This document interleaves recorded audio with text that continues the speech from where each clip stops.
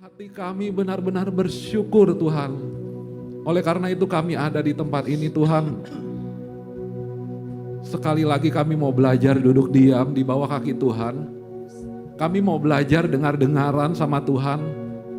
Mungkin kami belum bisa seperti kebanyakan orang yang menyembah Tuhan dengan berbagai atribut atau apapun itu yang bagaimana yang banyak orang lakukan Tuhan. Mungkin kami baru bisa datang kepada Tuhan hanya dengan kata-kata yang sederhana. Mungkin kalau kami hanya baru bisa datang kepada Tuhan hanya dengan apa yang ada pada kami saat ini Tuhan. Tapi kami mau belajar kenal Tuhan lebih lagi. Kami mau datang kepada Tuhan seperti seorang anak-anak yang memang mau datang kepada Tuhan, kepada Bapanya yang begitu baik. Karena kerinduan kami hanya seperti anak-anak yang kangen dengan papanya, yang mau dengar suara papanya. Biar hari ini Tuhan Kau berbicara banyak kepada setiap kami. Kami mau dengar isi hati-Mu Tuhan. Karena kami tahu rancangan-Mu bagi kami adalah rancangan yang luar biasa. Engkau tidak pernah merencanakan yang buruk atas hidup kami Tuhan. Terima kasih Tuhan. Beracaralah Tuhan, berbicaralah lebih kuat lewat apa yang di-sharingkan. Biar hari ini bukan tentang kesombongan manusia, bukan tentang panggung manusia, tapi biar di tempat ini menjadi mesbah untuk-Mu Tuhan. Biar di tempat ini hanya Engkau yang berbicara. Pakai setiap kami yang menyampaikan kebenaran firman-Mu Tuhan, menjadi amplifier-Mu Tuhan, menjadi kepanjangan Engkau Tuhan. Kuduskan mulut lidah setiap yang sharing Tuhan. Agar apa yang disampaikan tidak ada agenda pribadi, tapi semua hanya tentang kerajaan-Mu saja yang dinyatakan di tempat ini Tuhan. Terima kasih Tuhan. Kami serahkan semuanya hanya di dalam nama Tuhan Yesus, Tuhan dan Juru Selamat kami yang hidup kami sudah berdoa dan mengucap syukur. Haleluya. Amin. Amin. Silakan duduk. Shalom teman-teman semua, silakan duduk.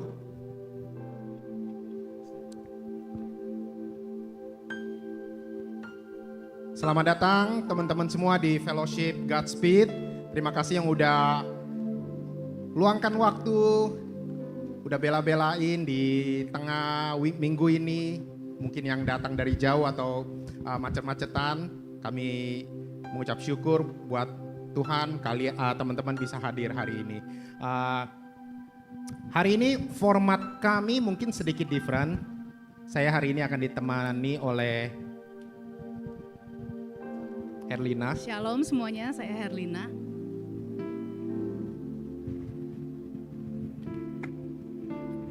Ya, format hari ini sedikit beda ya.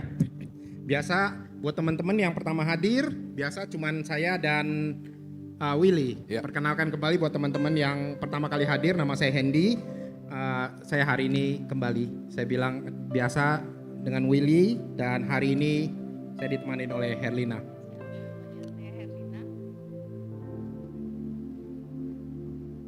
Shalom semuanya, saya Herlina. Oke, kita nggak akan berlama-lama, kita akan langsung masuk ke menu utama aja ya hari ini ya.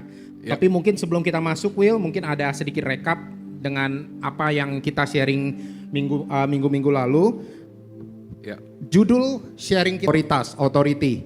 Nah, apa itu otoritas, apa itu authority? Nanti kita akan bincang lebih dalam, Will ya. Ya, mungkin kita akan kupas tuntas. Ya, kita akan kupas. Ya. Harapannya kupas tuntas. Ya. Tapi berhubung mungkin waktu mungkin nggak tuntas-tuntas banget. Kita Karena lanjutin itu lagi. makanya kita ada pot, Yes. ya kan? Nanti kita akan jelaskan apa itu pot, komsel pot kita. Nah, silakan mungkin Willy langsung mulai aja dulu. Oke. Shalom semua. Terima kasih buat kehadirannya. Semua yang ada di tempat ini. Terima kasih sekali lagi kalian meluangkan waktu buat datang ke tempat ini. Sedikit rekap tentang yang kita bahas di 2 minggu sebelumnya. Jadi kita masih dalam satu tarikan, masih semua nih sambung menyambung dari yang kemarin. Sambung terus, semuanya berkaitan, Will ya. Iya, jadi yang khususnya dalam beberapa fellowship yang terakhir kita lagi bahas tentang call to existence. Yes. Bahwa semua yang ada di dunia ini, di alam materi ini, semua ini seperti kayak hard copy, kita udah bahas ini. Makanya di sini teman-teman tetap saya bawa nih alat peraga ini. Ada printer, biar teman-teman lebih ada gambaran. Ini kita udah bahas di fellowship kita yang sebelumnya. Ada printer, ada laptop. Kita udah belajar di fellowship sebelumnya bahwa di call to existence kita udah belajar bahwa kalau ada hard copy seperti ini, ada hasil print out seperti ini, pasti ada soft copy-nya dulu. Nggak mungkin tiba-tiba jadi hard copy begini kalau nggak ada soft copy-nya. Ada prosesnya. Ada prosesnya. Makanya kalau ada hard copy, ada soft copy. Itu kita udah belajar, itu di call to existence. Ya. Dengan iman, firman Tuhan katakan kita tahu bahwa apa yang kelihatan terjadi dari apa yang tidak kelihatan. Ada hard copy, ada soft copy. Di fellowship selanjutnya, yes in earth, yes on earth, yes in earth, yes on heaven. heaven, ya. Apa yang kamu ikat di bumi terikat di surga, dan apa yang kamu lepaskan di bumi terlepas di surga. Di situ kita belajar. Kalau kita udah tahu ada soft copy di laptop, ada hard copy di printer, nggak cuman kita tahu doang tentang soft copy dan hard copy, kita mesti ngerti bagaimana mengoperate soft copy-nya. Iya dong, kalau nggak percuma kita tahu ada soft copy, hard copy, tapi kita nggak pernah ngerti bagaimana mengedit soft copy-nya, gunanya apa. Itu yang kita bahas di 2 minggu yang lalu, tentang tindakan iman, tentang tindakan profetik. Kita bahas bahwa profetik itu berasal dari prophet, yaitu perkataan kenabian. Di zaman perjanjian lama, hanya sebagian orang yang menjadi nabi-nabinya Tuhan. Karena saat itu belum ada karya penebusan Tuhan Yesus. Hanya beberapa orang yang memang ditunjuk, yang memang bisa roh Allah hinggap di situ, dan dia menyampaikan perkataan yang disampaikan oleh roh Allah tersebut kepada umat Tuhan. Tapi di perjanjian baru, ketika kita sudah menerima karya keselamatan dari Tuhan, Roh Kudus berdiam di dalam kita. Sebenarnya setiap kita harusnya yang benar mendengar suara Roh Kudus dan menyampaikan apa yang diperkatakan Roh Kudus kepada kita, kepada keadaan kita atau kepada orang atau kepada lingkungan, apapun yang Roh Kudus kasih tahu untuk setiap kita. Nah, pada saat kita memperhatikan cara kita mendengar, kita melakukan tindakan akibat kita mendengar suara Roh Kudus, itu adalah tindakan iman. Atau tindakan, banyak orang suka bilang itu seperti tindakan profetik. Jadi tindakan iman itu adalah tindakan di soft copy seperti ini. Seperti kalau saya mau mengedit, misalnya ini hard copy-nya, print out gini. 2 minggu lalu kita ada bahas gini, untuk orang yang gak kenal Tuhan, hard copy itu udah final. Keadaan yang dihadapi mereka akan bilang ini memang udah takdir, ini memang udah nasib. Untuk orang yang gak kenal Tuhan. Tapi untuk kita yang kenal Tuhan, Tuhan bilang bagi Tuhan gak ada yang mustahil, nothing is impossible buat Tuhan. Dan roh yang ditaruh di dalam kita lebih besar dari roh apapun yang ada di dunia ini. Dan Tuhan mau ajarin setiap kita, roh yang di dalam kita ini, yaitu roh kebenaran, Roh Kudus, akan membawa kita kepada kebenaran demi kebenaran, bahkan sampai seluruh kebenaran akan diajarkan kepada kita. Roh Kudus akan ajari kita gini, dia akan bilang, yang kita bahas di 2 minggu lalu, buat kamu yang mau belajar kebenaran firman Tuhan, sebenarnya tidak ada keadaan tuh yang final buat kamu. Apa yang kita hadapi dalam hidup kita hari-hari ini, yang buat kita tuh kayaknya sudah nasib. Contohnya, kita sedang menghadapi pergumulan kesehatan, atau pergumulan finansial, atau mungkin kita lagi ada pergumulan di rumah tangga, di hubungan dengan pasangan, dengan orang tua. Mungkin buat dunia itu sebuah situasi yang kayaknya, saya nggak tahu, nggak ada jalan keluarnya. Karena dunia tidak mengerti mengedit soft copy-nya.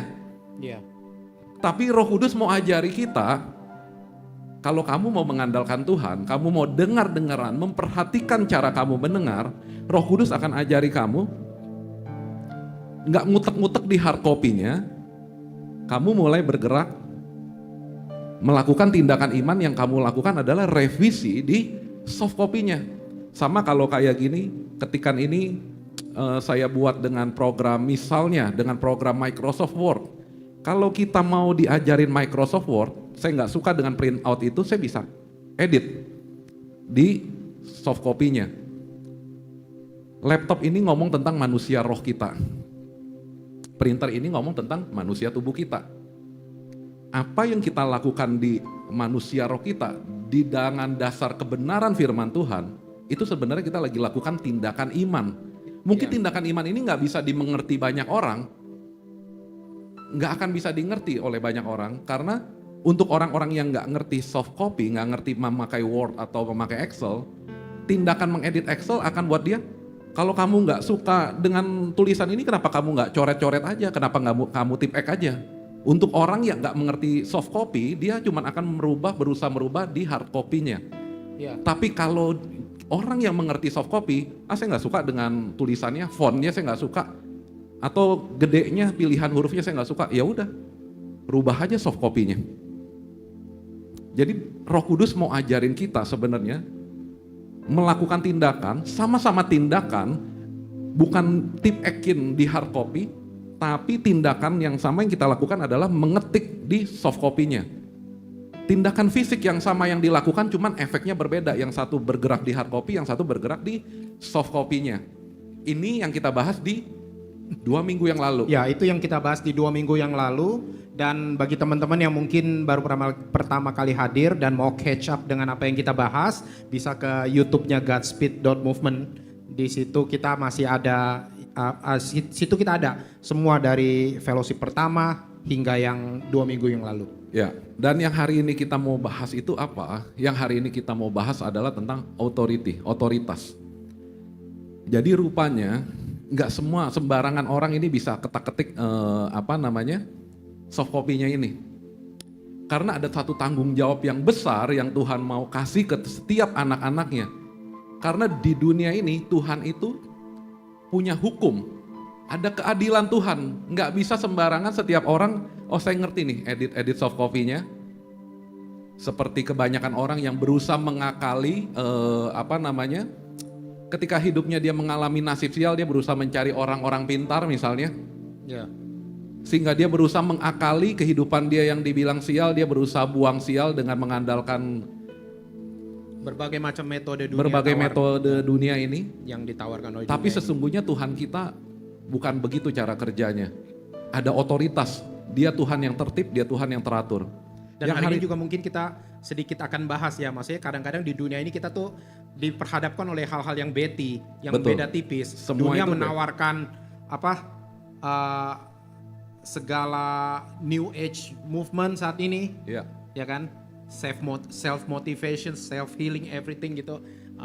Nah itu mungkin sedikit kita nanti akan bicarakan juga mungkin. Jadi Will, di sini bisa disimpulkan bahwa yang bisa mengedit soft copy itu benar-benar privilege buat anak Tuhan ya. Privilege karena sesungguhnya yang berkuasa atas seluruh alam ini kan Tuhan sebenarnya. Dan Tuhan itu ada di dalam kita. Dan Tuhan yang kuasa, punya itu semua ada di dalam kita. Makanya ini privilege untuk kita. Betapa besarnya sebenarnya privilege yang dikasih di dalam kita. Plus ada otoritas nih yang kita lagi mau bahas nih. Yes. Dan sebenarnya siapa yang menguasai soft copy ini sebenarnya dia yang menguasai hard copy sebenarnya. Dan disinilah sebenarnya kalau dibilang peperangan kita bukan melawan darah dan daging, tetapi melawan roh di udara. Sebenarnya yang lagi diperebutkan tuh sebenarnya siapa yang kontrol di sini sebenarnya. Tapi si iblis membuat kita berputar-putar hanya di hard copy-nya doang. Jadi sebenarnya kita tidak pernah bisa memisahkan antara rohani dan jasmani, karena sebenarnya yang kita lakukan semua adalah tindakan iman sebenarnya. Yang kita lakukan semuanya sebenarnya yang spiritual, yang punya impact di dunia materi ini. Tetapi seringkali karena kita tidak mengerti bahwa yang kita lakukan itu adalah sesuatu yang spiritual, seringkali akhirnya kita bikin kacau semuanya, sehingga hard copy kita berantakan. Nah ini yang orang banyak bilang dia mengalami nasib sial, hidup di dalam zona kutuk. Karena firman Tuhan katakan umatku binasa karena ketidaktahuan. Dan di Imamat 5 ayat 17 bilang kalau kamu melanggar hukum Tuhan bahkan kamu nggak tahu, kamu tetap menanggung konsekuensinya. Dan setiap perkataan sia-sia yang diucapkan orang tetap harus dipertanggungjawabkan. Makanya betapa ngerinya kalau kita selama ini nggak pernah dibukakan, si iblis berusaha nutupin bahwa sebenarnya yang real itu adalah yang megang soft copy-nya ini. Karena siapa megang soft copy dia mengendalikan hard copy. Tapi kita semua terjebak muter-muter cuman di hard copy-nya doang. Kita cuman mikirin, wah besok makan apa? Apa kata orang? Siapa yang lebih pegang kendali atas ini? Semua ngomong tentang semuanya cuma tentang hard copy. Kita dibutakan bahwa sebenarnya ada soft copy-nya. Nah, makanya kenapa aset kita yang terbesar itu adalah firman Tuhan. Kita kemarin ada sempat bahas bahwa seperti dokter itu pakai pisau bedah, penyanyi mungkin pakai mic buat ini, Tuhan itu makainya firman. Toolsnya gitu loh, tools yang memang Tuhan pakai, itu firmannya dia. Iya. Tapi ketika Tuhan mau mengajari kita seluruh kebenaran, kalau kita nggak pernah mau ngerti bagaimana bergerak dengan toolsnya Tuhan ini, yaitu firmannya ini, kita nggak akan pernah bisa menang atas keadaan sebenarnya. Jadi sebenarnya firman Tuhan kalau kita mau belajar lebih lanjut, firman Tuhan itu sebenarnya kayak bahasa programnya untuk soft copy ini semua sebenarnya. Kalau saya pinjam untuk istilah soft copy, hard copy ini. Kayak kita kalau mau pakai Excel, itu ada rumusnya kan. Kalau kita nggak ngerti rumus buat Excelnya, kita mau formulanya. Ada bahasa programnya. Dan semua itu adanya di firman Tuhan. Maka firman Tuhan di Matius 6 ayat 33 katakan gini, carilah dahulu kerajaan Allah dan kebenarannya, maka semuanya akan ditambahkan. Artinya gini, kalau kamu ngerti pakai Excel atau pakai Word, kamu mau bikin quotation, kalau kamu mau bikin kontrak, kamu mau bikin surat apapun, gampang. Semua akan ditambahkan, tapi kamu ngerti dulu bagaimana cara makainya. Kuasai dulu nih itunya. Nah makanya kenapa firman Tuhan bilang, kalau orang itu bisa mencintai firman Tuhan, hidupnya pasti akan luar biasa diberkati. Amin. Yes. Karena hard copy-nya dia bisa kendalikan bersama dengan Roh Kudus ya. Of course. Iya. Kita udah bahas tentang frekuensi kan, tentang frekuensi. Ya kalau kita melakukan itu bukan karena Roh Kudus, kita kejebak juga di frekuensi bawah. Kita udah bahas ini. Nah ini, Tuhan mau kita mengerti bagaimana membuka program soft copy, mengerjakannya, dan print out hard copy-nya. Jadi mulai dari roh, anggaplah laptop ini seperti manusia roh kita. Dari laptop ke printer ini kan ada kabelnya nih. Ada kabel yang hubungin. Inilah jiwa. Tubuh, printer ini seperti tubuh. Ketika laptop ini ngirim data ke printer lewat kabel data ini, yang ada di printer harus di print out. Kalau enggak, hard copy-nya juga enggak keluar. Makanya dikatakan iman tanpa perbuatan enggak ada gunanya juga. Seringkali kenapa Tuhan udah memberikan yang rohani di dalam kita, kalau kita enggak mau kirimkan itu mulai dari roh ke jiwa dan sampai ke tubuh, sampai kita melakukan tindakan iman, kita enggak akan lihat perubahan apa-apa. Mungkin kita menguasai semua yang di soft copy, tapi kalau kita enggak pernah bergerak bersama dengan Tuhan, nggak pernah mau sepakat dengan Tuhan, nggak akan ngelihat ada perubahan apa-apa. Jadi saya nyambungnya nih Will, yang barusan Willy bilang kita mesti sepakat bergerak sama Tuhan, kok saya jadi di pikiran saya nyambungnya kayak begini ya. Setelah kita tahu kebenaran firman Tuhan apa itu, kita dibukakan kebenaran firman Tuhan dengan cara kita bergaul dengan firman, and then kita belajar untuk memperkatakan kebenaran firman itu terhadap kondisi kehidupan kita, apapun yang lagi kita hadapi, entah finansial, entah masalah kesehatan. Ya. Itu jadi saya jadi ngebayangin kayak lidah kita itu tuh jadi seperti mixernya, tau gak sih, antara the word of God, antara firman Tuhan yang dibukakan kepada kita dengan faith, dengan yang kita punya faith yang di dalam kita ini. Jadi di mix gitu loh, di lidah kita jadi mixernya terus diperkatakan keluar. Ya. Nyambungnya seperti kayak gitu. That's why itu makanya kenapa dibilang ada kuasa dalam perkataan. Dan kenapa dibilang lidah ini bisa bahkan menghancurkan atau menghidupkan, ya memang begitu. Dan kemarin kita sempat bahas juga tentang mengaktifkan firman. Di Kejadian itu kan dibilang, Kejadian 1 ayat 2 sampai 3 dibilang bumi belum berbentuk dan kosong, gelap gulita menutupi samudera raya dan roh Allah melayang-layang di atas permukaan air, berfirmanlah Allah, jadilah terang, lalu terang itu jadi. Pada saat roh Allah, ada firman, kita udah bahas, pasti terjadi penciptaan. Ya. Di perjanjian lama, orang pegang bangkai atau orang yang sakit kusta, maka orang itu harus mentahirkan dirinya. Tapi di perjanjian baru, waktu Tuhan Yesus pegang orang yang mati dibangkitkan, orang yang sakit kusta disembuhkan, karena ada kuasa yang mengalir.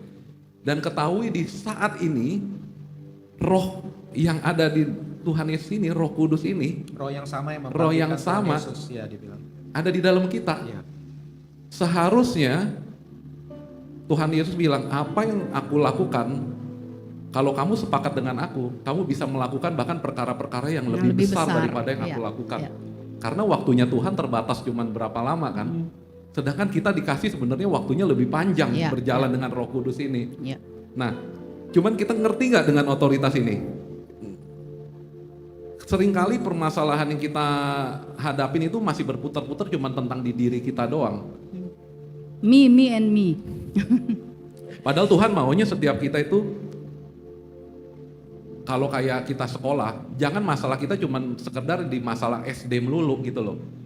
Naik dong. Kalau memang 6 tahun itu masa sekolah SD, belajar tambah kurang kali bagi, belajar rumus lingkaran dan lain-lain.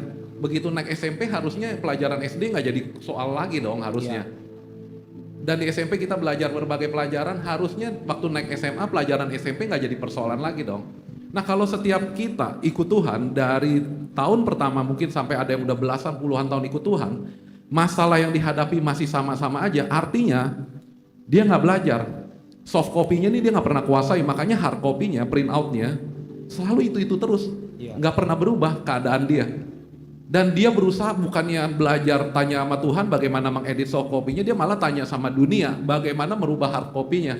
Dan dunia dengan segala hikmat dunia, di mana hikmat ini cuma pikiran yang sia-sia, cuma membuat orang tuh berputar-putar doang. Ya, malah membuat menyesatkan. Makanya dibilang hidup di dunia kayak roda berputar, bisa naik bisa turun, bisa naik bisa turun. Padahal Tuhan bilang aku akan membawa kamu jadi kepala bukan ekor, nggak akan pernah turun. Karena sesungguhnya orang yang belajar, dia pasti naik kelas terus kok dari TK, SD, SMP, SMA, kuliah. Nggak mungkin TK, SD, SMP, terus turun lagi ke SD, turun lagi ke TK, terus ke SD, ke SMA. Masalah hidupnya berputar-putar mulu. Ini ada yang nggak bener. Tapi buat dunia seakan-akan ini jadi hal yang lumrah. Padahal enggak. Buat anak Tuhan harusnya nggak lumrah. Hidupnya harusnya terbang tinggi sama Tuhan. Slide selanjutnya. Nah, bagaimana kondisi kita hari ini? Apakah hari-hari ini membuat kita seakan tenggelam oleh tuntutan keadaan ini? Maksudnya hard copy yang kita hadapi hari-hari ini seperti apa? Apakah kita tenggelam? Udah capek nggak ngelihat hard copy yang nggak berubah-berubah?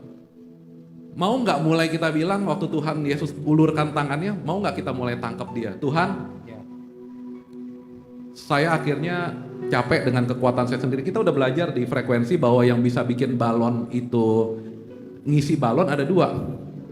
Ada kita bisa tiup dengan udara dari mulut, bisa jadi besar sih, tapi nggak akan terbang kemana-mana. Tapi bisa ditiup oleh gas helium, dia pasti terbang. Dan Tuhan mau bawa kita terbang tinggi sama dia. Next, slide selanjutnya. Nah, kita telah diberikan otoritas, slide selanjutnya. Boleh tolong bantu dibacain, Hendy? Oke, Luke chapter 10 verse 19 amplified. Listen carefully. I have given you authority that you now possess to tread on serpents and scorpions, and the ability to exercise authority over all the power of the enemy, which is Satan, and nothing will in any way harm you. Slide selanjutnya. Saya bacain bahasa Indonesianya nih. Dengarkan baik-baik, aku telah memberikan otoritas yang kamu miliki sekarang untuk menginjak-injak ular dan kalajengking. Dan kemampuan untuk menggunakan otoritas itu. Jadi bukan cuma dikasih soft copy-nya, tapi Tuhan mau kasih kemampuan untuk operate soft copy-nya. Atas semua kuasa musuh setan dan tidak ada yang akan melukai kamu. Benar-benar Tuhan mau kasih kita tuh benar-benar menangnya tuh mutlak gitu loh. Tapi, nah slide selanjutnya sebelum saya masuk ke yang ini slide selanjutnya dulu. Otoritas itu apa? Otoritas itu hak untuk bertindak, kekuasaan dan wewenang, hak melakukan tindakan atau hak membuat peraturan untuk memerintah orang lain. Jadi otoritas itu adalah seperti itu menurut Kamus Besar Bahasa Indonesia. Slide selanjutnya.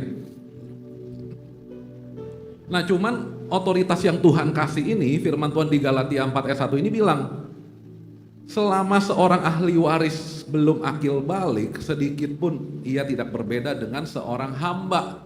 Sungguh pun ia adalah tuan dari segala sesuatu. Artinya seluruh otoritas ini Tuhan udah kasih ke kita. Seluruh berkat rohani Tuhan udah kasih ke kita. Cuman selama kita masih kayak bayi melulu tuh, kan di situ ada gambarnya. Oke lah, satu kali kita baru terima Tuhan, kita masih seperti bayi rohani. Mau dikasih otoritas kayak bagaimana juga itu bayi nggak akan ngerti. Buat berjalan dengan kedua kakinya aja dia masih belum bisa. Tapi kan si bayi ini bertumbuh. Dia jadi anak kecil yang digandeng sama Tuhan. Dia bertumbuh belajar menjadi mahasiswa dan akhirnya dia menjadi rekan sekerja yang benar-benar bisa berjalan dengan Tuhan. Kondisi kita memutuskan mau bertumbuh nggak di dalam Tuhan? Seluruh otoritas yang kita ngomongin yang dahsyat itu, seluruh kemampuan buat mengedit soft copy ini, nggak akan bisa kalau kita masih jadi anak kecil, nggak akan ngerti bagaimana untuk mengedit ini dan memakai. Mungkin anak kecil bisa ketik-ketik Excel, tapi cuma dia ketik-ketik asal ketik-ketik doang, itu ketikan dia nggak akan punya kuasa. Di sini ada teman saya yang lawyer yang datang ke sini. Kalau teman saya yang lawyer ini datang ke sini, ketikan dia cuma beberapa kata aja, itu jadi surat yang benar-benar bisa jadi kontrak yang menentukan orang ini masuk penjara atau nggak masuk penjara. Betapa powerfulnya coba. Di tangan pengusaha, ketikan yang satu lembar itu akan jadi quotation yang bisa dealing nilai bisa triliunan. Tapi di anak kecil, mau ketik-ketik kayak apa, karena dia nggak ngerti, nggak akil balik, nggak akan ada kuasanya apa-apa. Makanya betapa bodohnya kita kalau menyia-nyiakan hikmat dari Tuhan, padahal yang Tuhan kasih ke kita itu kuasa yang benar-benar luar biasa dahsyat. Makanya jangan mau dibodohin jangan kita mau jadi bayi rohani terus, yang cuman maunya minum susu aja. Mulai minta sama Tuhan, Tuhan saya udah bosan minum susu, saya mulai mau makan makanan keras. Jadi harus bertumbuh lah ya dalam pengenalan akan Tuhan ya Will. Firman Tuhan udah katakan, walaupun kita adalah tuan dari segala sesuatu, kita nggak berbeda dengan seorang hamba. Nggak ada bedanya, lu mau dikasih sertifikat mall juga, kalau lu masih anak kecil juga itu sertifikat dijadiin bungkus kacang goreng atau dijadiin pesawat-pesawatan, karena kita nggak ngerti bobot apa yang kita punya. Slide selanjutnya. Nah di sini teman-teman bisa baca. Seluruh berkat rohani itu udah ada di dalam kita sebenarnya. Kita nggak perlu cari-cari keluar lagi, semuanya itu udah ada di dalam kita. Cuman semua berkat rohani ini, berkat rohani itu ngomong perjanjian, kuasa, otoritas, sumpah, pengurapan, apapun itu cuman bisa diaktifkan saat kita memiliki pengertian dan bertumbuh dewasa ke arah Kristus. Bukan ke arah dunia, waktu kita bertumbuh ke arah Kristus. Itu sebenarnya seperti kayak proses download gitu loh. Kalau kita lagi mau download file, kan proses downloadnya tuh pindahin filenya kan ada kayak ada barnya tuh, ada kayak on progress kan. Progress barnya. Sebenarnya waktu kita bertumbuh ke arah Kristus sampai mengalami serupa sempurna seperti dia, itu kayak download berjalan terus tuh. Tapi ketika kita bertumbuhnya nggak ke arah Kristus, proses downloadnya misalnya baru 5%, berhenti. Semakin download itu kita bertumbuh ke arah Kristus, itu downloadnya makin banyak. Itu yang membuat kita semakin beresonansi dengan Tuhan. Slide selanjutnya.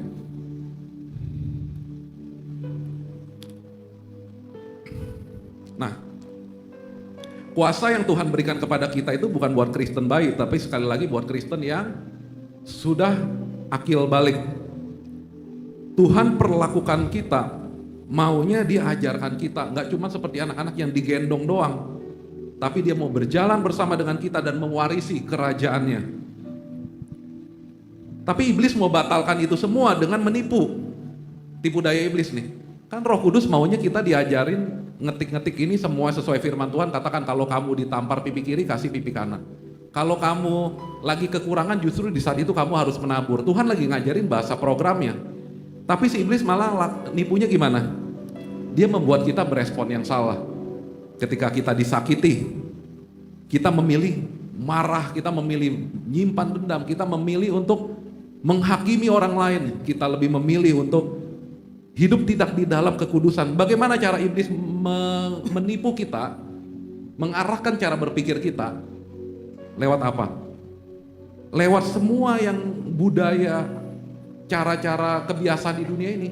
Dia promosikan itu lewat film, lewat entertainment, lewat musik, lewat fashion, lewat sosial media. Saya lagi ngelihat hari-hari ini di sosial media makin gila, anak-anak kecil, anak SMP. Saya lihat bocil-bocil, masih umuran kayak anak saya bisa bunuh temennya, perkosa ini, terus saya bilang, kok bisa ya makin hari ini kondisi makin kacau, saya bilang. Iya. Anak-anak semua yang masih kecil-kecil, saya bilang betapa setan itu merusak segala sesuatunya. Sehingga hard copy anak ini dari umur masih bocil-bocil 12 tahun, 13 tahun udah ngebunuh orang, bagaimana masa depannya. Itu hard copy-nya udah hancur. Ya. Tuhan, makanya kenapa saya bilang di sini sama beberapa teman, kalau kita sudah di wake up sama Tuhan, ada tugas dan tanggung jawab buat kita. Jangan milih untuk tertidur terus, wake up. Jangan milih kita punya respon yang salah terus, karena itu kan membuat kita semakin tumpul dengar suara Tuhan.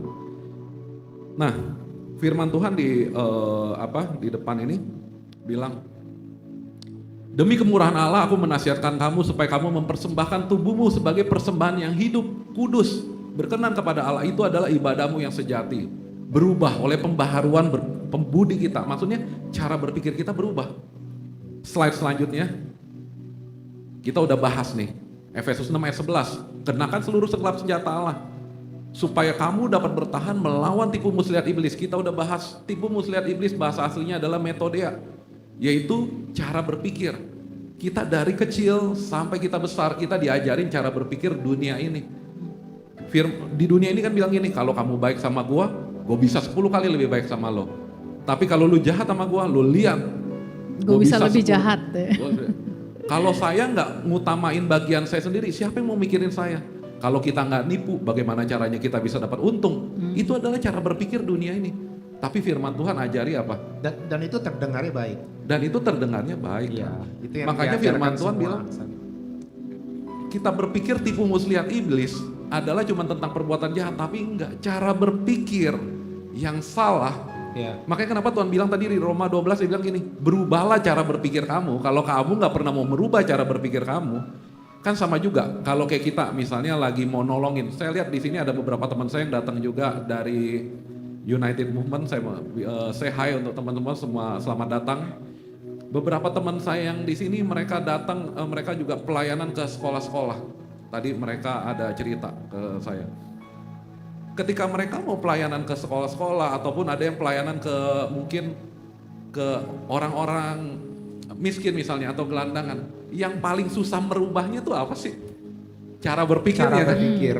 Sebenarnya setiap orang sebenarnya miskin itu bukan miskin karena masalah pegang duit gak pegang duit kan, mentalnya kan yang miskin kan. Ya. Sebenarnya yang susah untuk dirubah itu cara berpikirnya.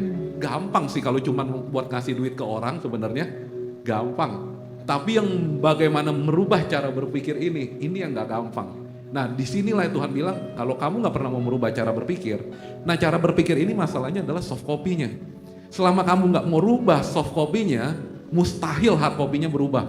Ya. Makanya sekali lagi setan membuat kita nggak pernah mau dengar-dengaran sama Tuhan. Dia akan menyibukkan kita semuanya cuman di alam materi doang. Kita cuma mengejar apa yang dunia ini tawarkan. Keinginan mata, keinginan daging, keangkuhan hidup. Itu aja yang kita kejar setiap kali. Yang kita kejar cuma hard copy-nya doang. Apa yang kelihatan mata, apa yang bisa ditangkap oleh panca indera. Tapi apa yang menyenangkan hati Tuhan, sedikit sekali kita mau belajar. Ya, dan dunia juga mengajarkan ke kita saat ini juga bahwa firman Tuhan itu bukan sesuatu yang relevan lagi. Itu yang sedang terus ditanamkan terutama ke anak-anak muda saat ini. Ya kita tahu di luar negeri aja bahkan kita ngomongin firman aja udah termasuk hate speech kan. Betul, iya. Bayangkan ngomongin firman Tuhan hate speech, tapi kalau kita ngomongin orang ini ngomong bahasa-bahasa yang kata-kata kebun binatang misalnya, malah dibilang, wih asik lo orang ini. Ya. Padahal Tuhan bilang perkataan yang sia-sia yang kamu ucapkan kamu pertanggungjawabkan nanti. Iya. Tapi iblis membuat kita melanggar terus hukum Tuhan dengan mulut yang harusnya dipakai untuk memuliakan Tuhan. Padahal Tuhan bilang dari satu sumber air gak akan keluar dua air yang berbeda. Kalau mulut kamu terus ngeluarin perkataan kebun binatang, mulut kamu terus memperkatakan kutuk, sebenarnya sumber kamu tuh apa? Iya. Kamu bilang kamu datang ke gereja, sumber kamu tuh apa? Dan makanya dibilang di sini bergaul dengan Tuhan seperti itu.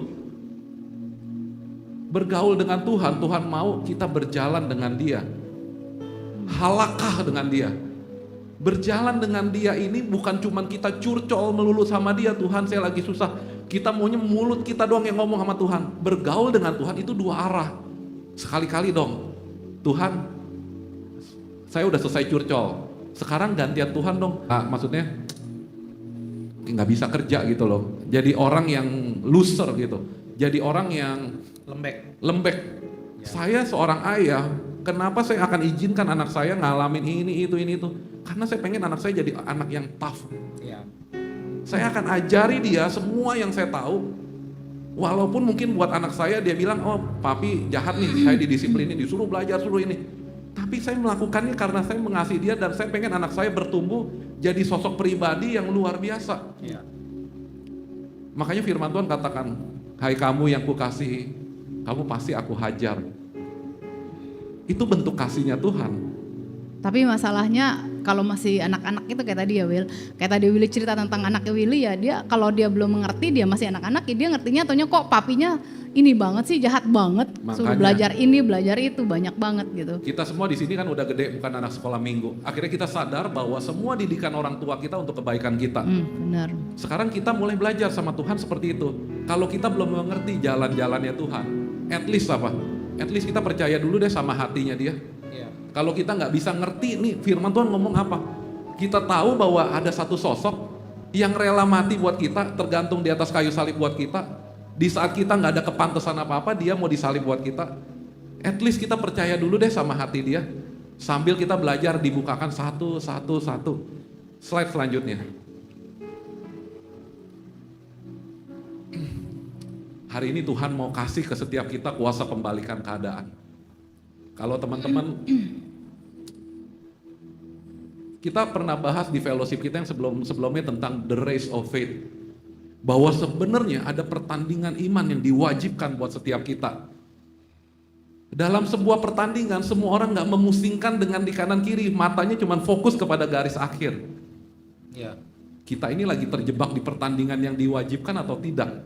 Jangan-jangan yang lagi kita lakukan setiap hari ini cuma agenda demi agenda, proyek demi proyek yang gak membawa kita kemana-mana. Yang Tuhan mau setiap kita menyelesaikan setiap pertandingan ini benar-benar sampai garis akhir. Nah, cuman bayangkan pertandingan iman ini seperti kalau kayak kita nonton film itu kayak mungkin kayak American Ninja Warrior gitu ya. Pernah nonton ya Ninja Warrior ya, yang kayak ada obstacle demi obstacle-nya. Obstacle demi obstacle ini Tuhan akan izinkan untuk melatih kita. Makanya dibilang dia yang akan melatih tangan kita untuk bertempur, membawa kita lebih kuat. Kalau kita tidak mau diajarin sama Tuhan, obstacle ini akan jadi keadaan yang membuat kita kayak gak pernah breakthrough dalam hidup kita. Tapi hari ini Tuhan mau ajarin tentang kuasa pembalikan keadaan. Karena Tuhan maunya, dia gak mau kita udah sampai SMP masih tambah kurang kali bagi, masih gak ngerti gitu loh maksudnya. Tuhan mau ajarin tambah kurang kali bagi, Tuhan mau ajarkan berbagai pelajaran matematika, rumus-rumus matematika yang makin susah. Tujuannya bukan buat menghalangi kita, tapi untuk membuat kita semakin luar biasa. Dia mau perlengkapi. Slide selanjutnya. Untuk kita bisa menerima the next levelnya. Buat next level, karena dia Bapak kita yang baik. Ya. Dia mau upgrade kita sebenarnya.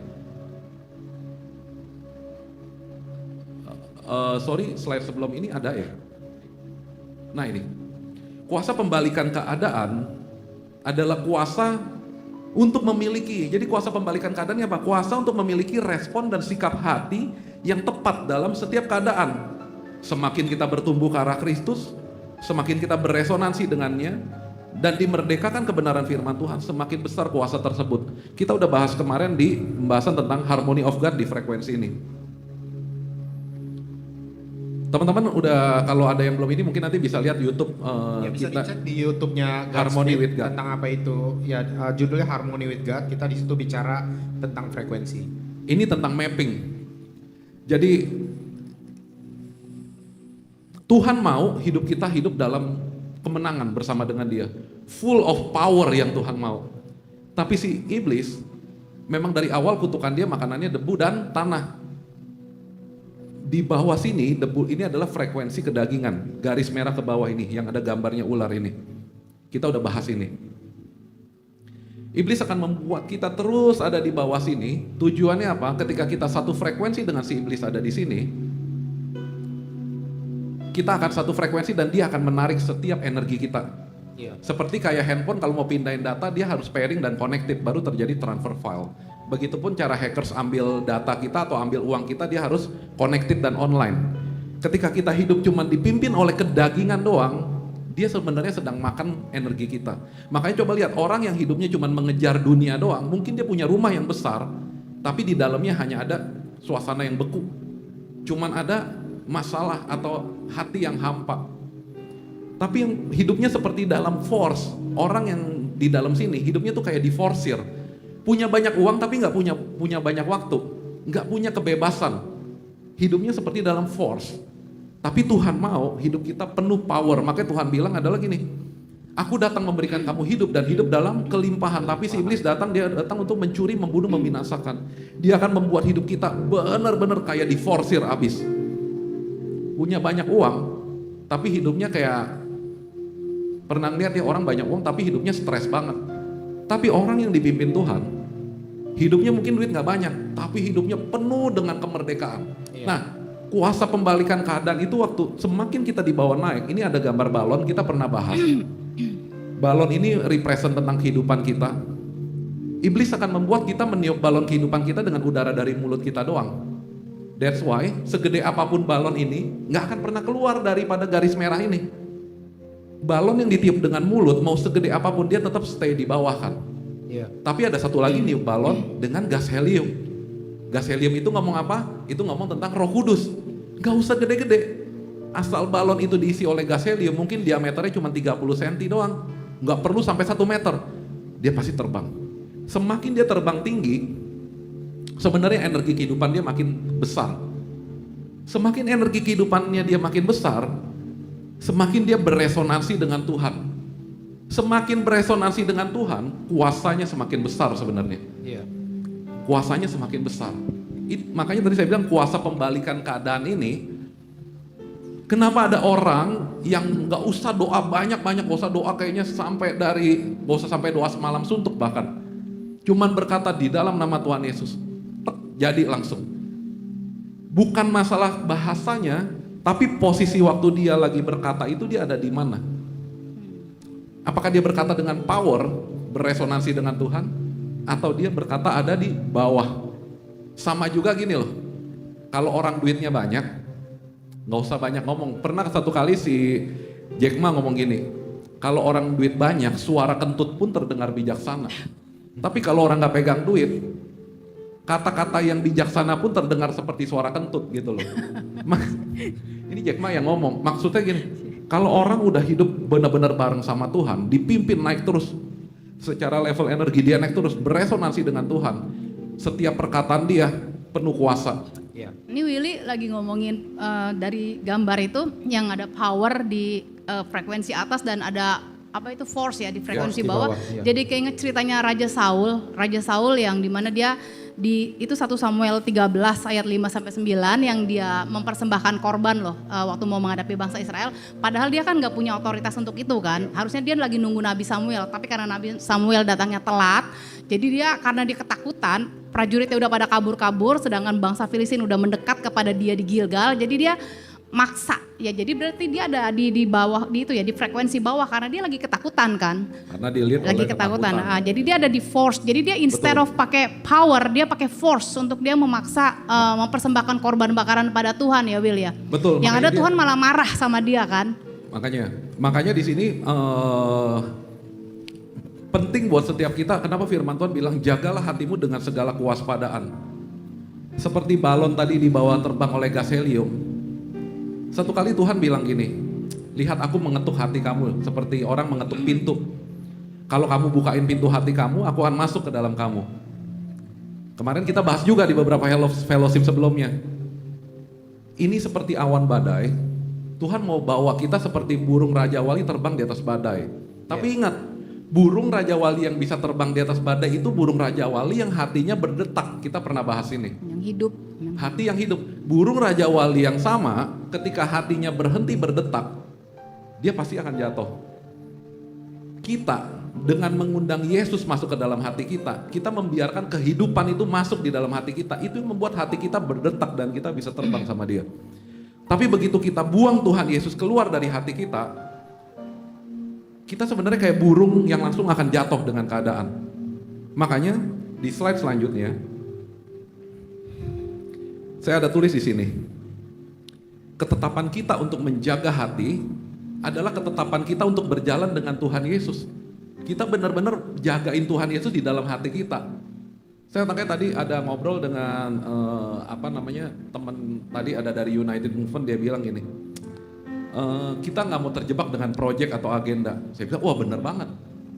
Kita mau tungguin, andalkan lutut doang, karena kita mau dengar apa yang Roh Kudus mau dan kita akan berjalan dengan itu. Saya bilang, ya benar.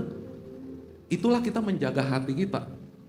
Karena kalau nggak dijaga dengan segala kewaspadaan, dengan gampangnya hati ini akan mulai berpaling gitu loh. Makanya kenapa penting buat kita selalu jaga hati kita. Itu adalah keputusan. Saya dari dulu mikir gini, bagaimana sih bentuk real berjalan dengan Tuhan? Gampang, simple, Roh Kudus bukain nama saya. Jaga hati kita dengan segala kewaspadaan.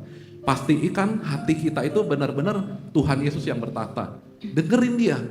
Bukan cuma badan kita yang berlutut secara kelihatan banyak orang, tapi hati kita juga benar-benar submit sama Tuhan. Ya. Yang Tuhan mau kan hati yang berlutut di hadapan dia. Karena Tuhan melihat hati ya. Tuhan kan ada di dalam hati kita. Slide selanjutnya. Kalau kita bilang, oke, saya mau Tuhan ada di dalam hati saya. Satu kali Tuhan Yesus ke bait sucinya, dia lihat di situ banyak orang mencemarkan bait sucinya dengan banyak perdagangan. Dan Tuhan Yesus marah. Mau nggak satu kali misalnya kita bilang, Tuhan saya mau Tuhan yang berotoritas di hati saya. Ketika Tuhan mau tegur kita, Tuhan mau bersihkan hati kita dari setiap kecemaran, apakah kita akhirnya malah marah sama Tuhan? Ketika Tuhan izinkan satu keadaan ini untuk membajak hati kita, tujuannya adalah untuk memurnikan hati kita. Apakah kita bilang dia jahat? Pasti nggak enak ya. Seringkali hati kita ini munafik kok. Kita bilang kita mau dekat ke Tuhan, kenyataannya lama-lama taunya bisa terjebak dengan agenda pribadi. Makanya kenapa kita harus benar-benar Tuhan, Engkau yang berotoritas, Engkau yang bertata, silakan Tuhan. Kalau memang Tuhan mau bajak hati ini, Tuhan mau bongkar hati ini, silakan. Seperti yang itu. Karena Tuhan itu nggak kelihatan kalau yang gambar sebelumnya kayaknya happy ya, lari bareng ya. Tapi kita akan menghadapi juga karena kasihnya Tuhan akan beginiin kita. Karena tubuh kita adalah bait sucinya dia. Kecuali kita bilang sama Tuhan, Tuhan, saya nggak mau jadi bait sucinya Tuhan lagi. Dia kan, ya udah. Seberapa respon kita itu ya tergantung dengan pengenalan kita akan Kristus dong. Ya, Ya kan? betul. Makanya di slide selanjutnya saya mau kasih contoh dari beberapa tokoh Alkitab. Di sini kita tahu ada kisahnya Naomi, Ruth sama Orpa. Kita tahulah kisah ceritanya, saya nggak akan berpanjang-panjang di sini. Naomi ini adalah mertuanya, Ruth dan Orpa ini adalah menantunya. Naomi ini orang Israel, Ruth dan Orpa ini orang Moab. Satu kali anak-anaknya si Naomi ini, suaminya dari Ruth dan Orpa ini meninggal, si Mahlon dan Kilion. Dan singkat cerita, si Ruth ini memutuskan untuk tetap bersama dengan Naomi. Si Orpa kembali kepada bangsanya yaitu Moab. Si Ruth ini bilang sama Naomi, dia nggak mau berpisah, tapi dia mau dimanapun engkau pergi, aku pun akan pergi. Dimana engkau menetap, aku akan menetap. Kita tahu, sehingga akhirnya singkat cerita, karena Ruth mau nempel terus dengan Naomi, bertemulah di slide selanjutnya, Naomi, singkat cerita dia bertemu dengan Boas. Dimana akhirnya si Boas ini menjadi si penebus. Cerita dari cerita ini yang mau saya sampaikan adalah tentang pembalikan keadaan karena respon yang benar. Naomi ini menggambarkan tentang Roh Kudus. Ruth ini dan Orpa menggambarkan kita, orang yang sebenarnya tidak ada kepantasannya kayak Moab. Kita ini kan bukan orang seharusnya loh, bukan orang Israel kan. Tapi kita mengalami amazing grace kan. Kita ini seperti Ruth dan Orpa. Ketika kita berespon tepat terhadap apa kata Roh Kudus, seperti Ruth berespon tepat dengan Naomi. Naomi mengajarkan si Ruth bagaimana untuk berhubungan dengan Boas yang adalah penebus. Boas ini ngomongin tentang Tuhan Yesus. Di mana dari hasilnya Ruth dengan Boas yang akhirnya mereka melahirkan hubungan dari Ruth dengan Boas ini. Dia memiliki anak, yaitu Obed, yang adalah ayah Isai. Yang adalah ujung-ujungnya Isai adalah ayahnya Daud. Daud. Keturunan dari si Boas dengan si Rut ini adalah pahlawan Tuhan. Dari Daud sampai ke Tuhan Yesus. Yep. Ya. Kisah di sini kita belajar apa? Pertama, pembalikan keadaan yang terjadi harus kita berespon tepat, dengerin apa kata Roh Kudus. Sehingga keturunan kita adalah keturunan yang luar biasa. Kita nggak akan pernah bisa mengerti bagaimana berhubungan dengan Tuhan Yesus tanpa Roh Kudus menyingkapkan ke kita bagaimana tentang sosok pribadi Tuhan Yesus ini. Harus dengar-dengaran dengan Roh Kudus. Seperti Ruth nggak akan mengerti cara kerjanya Boas kalau nggak dijelasin sama Naomi. Ini kisah Naomi nih, kisahnya Ruth dengan Boas ujungnya adalah Tuhan Yesus. Tapi kemarin kita udah bahas di fellowship yang sebelumnya. Si Orpa, dia memilih tidak nempel sama si Naomi. Dia kembali kepada bangsanya, hidup di dalam kesia-siaan bangsa Moab ini dengan para berhalanya. Yang lucunya dari keturunan Orpa jadinya Goliat. Saya mau bilang gini loh, iblis itu sebenarnya nggak punya kuasa mendatangkan raksasa dalam hidup kita. Masalah dalam hidup kita nggak pernah bisa, kayaknya dia yang kirim tuh nggak bisa sebenarnya. Tapi dia akan mempengaruhi respon kita, sehingga karena ketidaktahuan kita melahirkan ada raksasa-raksasa yang akhirnya itu jadi raksasa dalam hidup kita. Seperti kayak dari keturunannya Orpa jadi ada Goliat gitu loh. Ya. Itu kan terjadinya karena si Orpa nggak nempel sama si Naomi kan. Akhirnya dia bahkan kawin lagi dengan orang-orang dari Moab dan melahirkan Para raksasa. raksasa ini. Keturunan Dia kawin raksasa, bahkan kalau nggak iya. salah dengan orang dari Filistin atau dari mana. Itu bisa dicek di Google, saya lupa. Tapi yang pasti pembalikan keadaan yang pertama, dengerin suara Roh Kudus. Slide selanjutnya tentang Daud dan Goliat, berlanjut lagi nih dari kisahnya Naomi, Ruth dan Orpa tadi. Ini dua keturunan dari dua yang berbeda nih. Dari Ruth jatuhnya Daud, dari Orpa jatuhnya Goliat.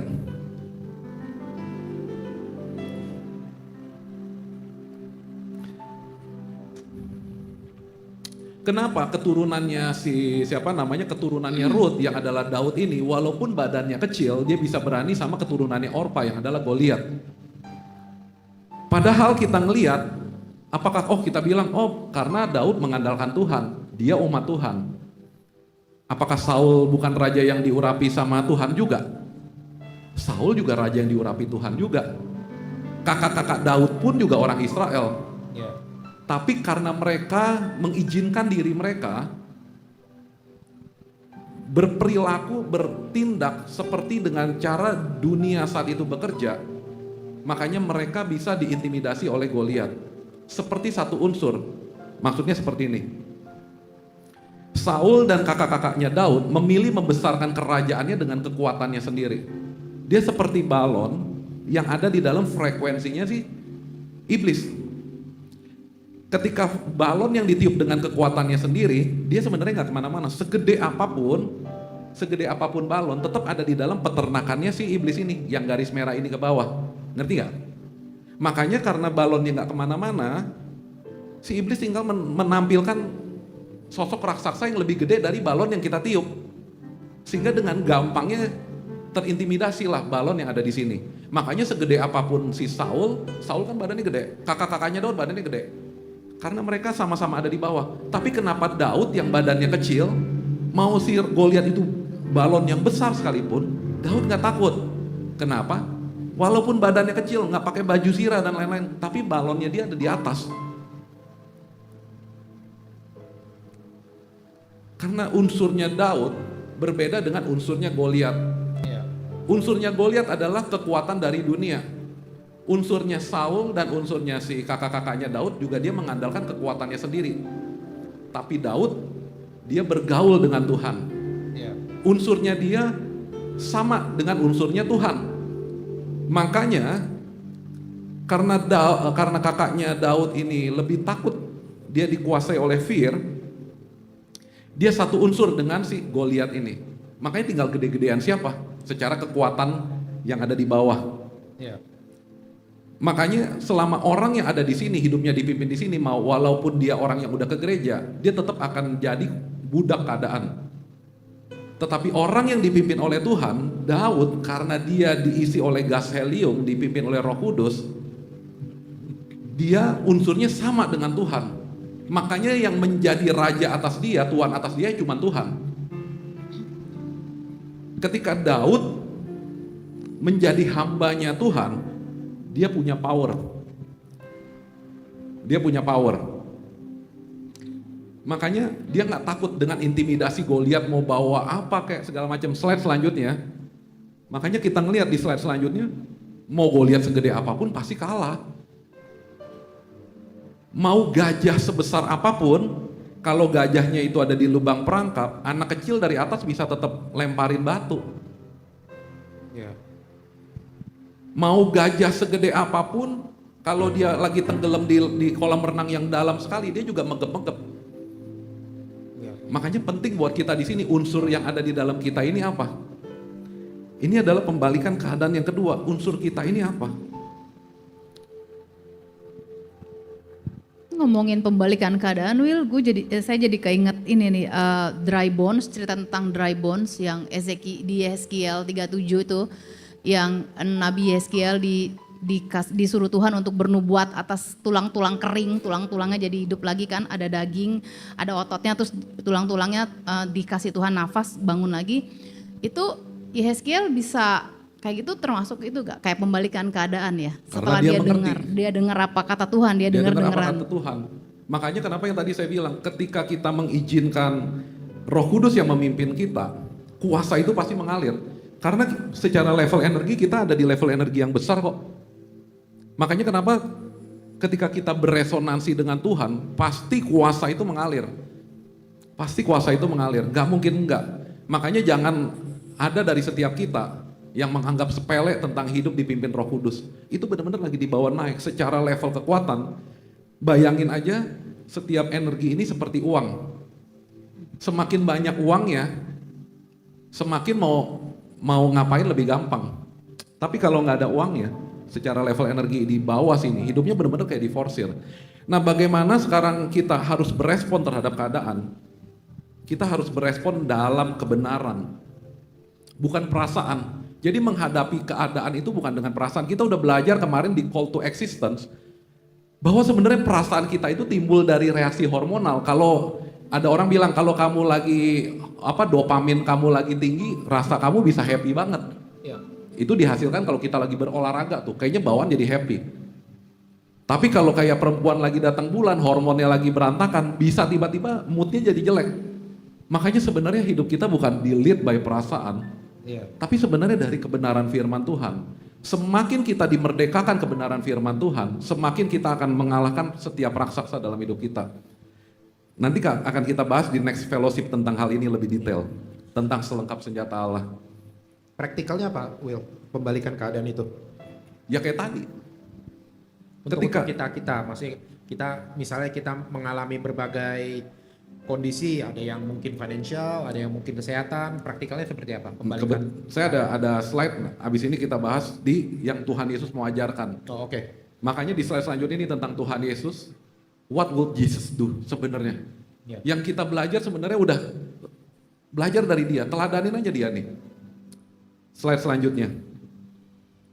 Contoh kuasa pembalikan keadaan paling gampang sebenarnya bagaimana kita mau ikutin aja Tuhan Yesus. Tuhan Yesus itu dia benar-benar melakukan kehendak Bapa. Kita udah bahas tentang roh, jiwa, dan tubuh. Roh, jiwa, dan tubuh. Soft copy adanya di laptop, ini seperti roh. Jiwa kita, kabel ini cuman menyampaikan apa data yang dikirim dari laptop ini kepada printer. Printer ini menerima data yang dia dapat dari kabel data ini. Roh, jiwa, dan tubuh. Demikianlah sebenarnya porsinya Bapa Putra dan Bapa Roh Kudus sama Tuhan Yesus kira-kira. Anggaplah Bapa di posisi ini. Makanya posisinya Roh Kudus, dia hanya menyampaikan apa yang menjadi kehendak Bapa. Iya kan? Roh Kudus nggak akan menyampaikan di luar dari kehendak Bapa. Kalau teman-teman baca, begitu kita dengerin Roh Kudus, dia hanya menyampaikan apa yang menjadi kehendak Bapa. Seperti kayak kabel data ini, dia menyampaikan dari sini kepada ini. Tuhan Yesus Anggaplah printer ini seperti di tubuhnya. Tuhan Yesus pun melakukan apa yang menjadi kehendak Bapa. Ya. Seperti printer ini ngeprint hanya dari data yang dikirimkan kepada dia. Dia nggak akan ngeprint data yang bukan dari kabel ini, ngerti nggak maksudnya? Makanya kenapa Tuhan Yesus bilang, aku hanya melakukan kehendak Bapakku. Jadi yang Tuhan Yesus lakukan adalah ini. Karena Tuhan Yesus ngeprintnya tepat dari soft copy, kabel data sampai print out ini, makanya hard copy-nya, makanya Tuhan Yesus bilang, kalau kamu mau lihat Bapak, lihat aja saya. Karena apa yang saya print, hard copy saya, persis seperti yang di soft copy-nya. Keren nggak? Nah, Iya. Itu aja udah menggambarkan itu ya. kurang lebih. Dan Tuhan Yesus ngajarin ke kita. Kita bilang, Tuhan, tapi kan Tuhan, saya manusia, gimana caranya? Dia nunjukin, bisa, dia jadi manusia. Ya. Dia belajar dipimpin oleh Roh Kudus. Makanya kenapa? Yang dia jaga adalah konektivitasnya itu. Makanya ketika satu kali printer ini lepas dari koneknya, yaitu terjadi di kayu salib, dia bilang, Eli, Eli, lama sabachthani. Dia tiba-tiba seperti kayak printer yang copot koneksi dengan kabelnya ini. Bapa di mana? Selama ini yang dia jaga adalah koneksi dari roh, jiwa, dan tubuh. Bapa, Roh Kudus, dan dengan dia ini connect terus. Ya. Ini yang dia maintain terus sepanjang hidupnya. Dan dia menunjukkan kepada kita, dia taat sampai akhir. Dia mencontohkan sebagai yang sulung, kita mau nggak ngikutin dia sebenarnya. Meneladani dia. Next slide selanjutnya.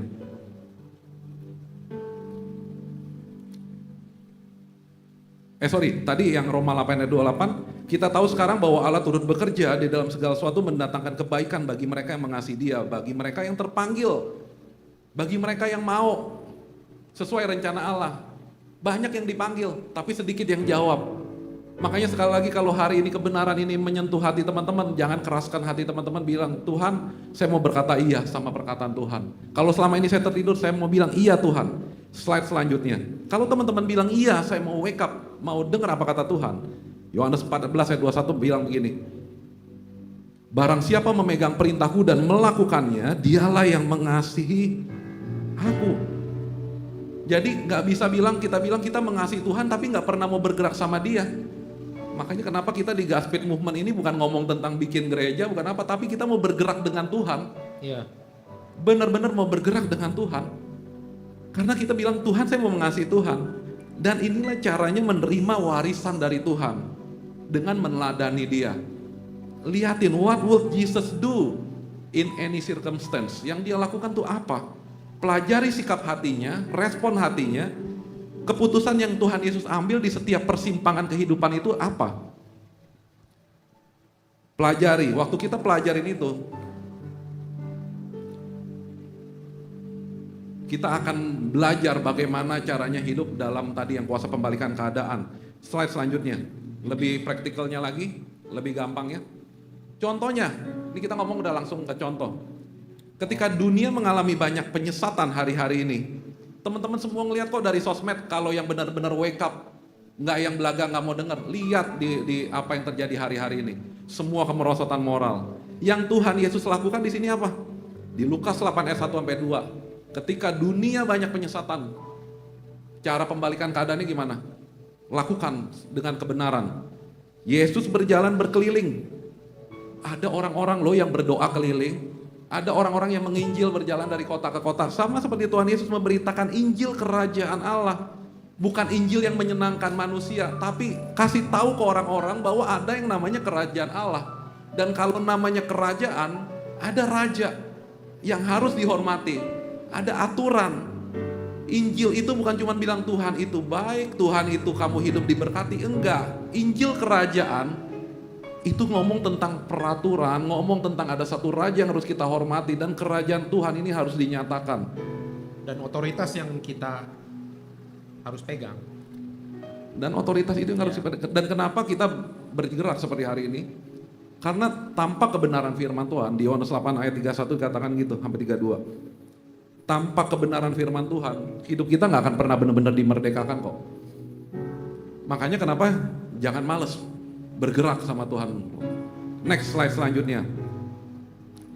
Menghadapi kekerasan, Tuhan Yesus bagaimana mungkin menghadapi teman-teman di sini ada orang-orang yang menyebalkan dalam hidup kita. Yang Tuhan Yesus lakukan apa? Dia membasuh kaki. Dia nunjukin walaupun dia adalah seorang raja, tapi dia nunjukin bagaimana seharusnya servant leadership itu. Bagaimana menjadi leader. Dia nyontoin, dia ngelakuin ini sebenarnya bukan buat dia nunjukin ke kita sebenarnya. Dia mau udah ngerti itu. Yang dia lakukan, dia nunjukin kalau kamu mau ikut aku, lakukan seperti yang aku lakukan. Slide selanjutnya. Waktu lagi kemiskinan, apakah Tuhan Yesus nggak ngerti namanya hidup kemiskinan? Apakah dia nggak ngerti waktu menghadapi 5 roti 2 ikan mesti kasih makan 5.000 orang? Tapi dia punya kelimpahan yang di dalam dia, sehingga terjadi mujizat itu.